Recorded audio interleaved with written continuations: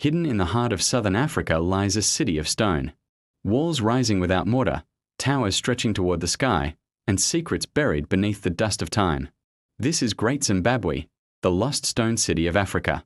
Centuries ago, European explorers stumbled upon massive stone walls and towers in what is now Zimbabwe. They were stunned. How could such architecture exist here? They wondered. So advanced, so precise, they could not believe Africans had built it. But the truth was simple. Great Zimbabwe was African, entirely, proudly African.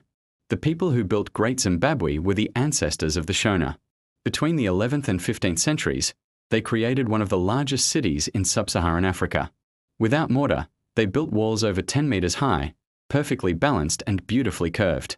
These walls weren't just defenses, they were symbols of power and prestige. Inside, there were royal enclosures, trading centers, and homes for thousands of people. From its hilltop fortress, Great Zimbabwe ruled over vast lands, rich in gold, cattle, and culture. Great Zimbabwe was more than a kingdom. It was an economic powerhouse. Its people traded gold and ivory with distant lands, Arabia, Persia, China, and beyond. Archaeologists have found Chinese porcelain and Persian glass among the ruins, proof that this city was once part of a global trade network. This was Africa's golden age, where art, commerce, and architecture flourished side by side. When Europeans arrived in the 1800s, they could not accept what they saw. They created false theories, claiming the ruins were built by Phoenicians, Arabs, or even ancient lost tribes. But the evidence told another story. African craftsmanship, African artifacts, and African culture. It took years of research and truth-telling for the world to admit what locals had always known.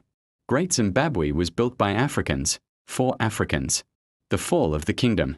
By the late 15th century, the kingdom began to decline. Trade routes shifted, resources grew scarce, and internal struggles weakened the city. The once bustling capital was slowly abandoned, its people moving north and west, carrying their culture with them.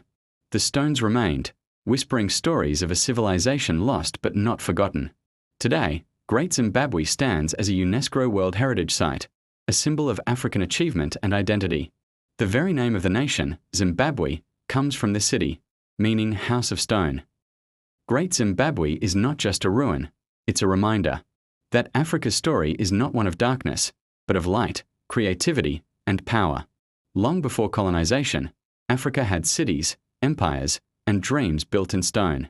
This was the lost kingdom of Great Zimbabwe, the stone city of secrets, the pride of a continent, and proof that Africa has always been the cradle of greatness. This is Ancient Africa Tales, keeping our past alive, one story at a time.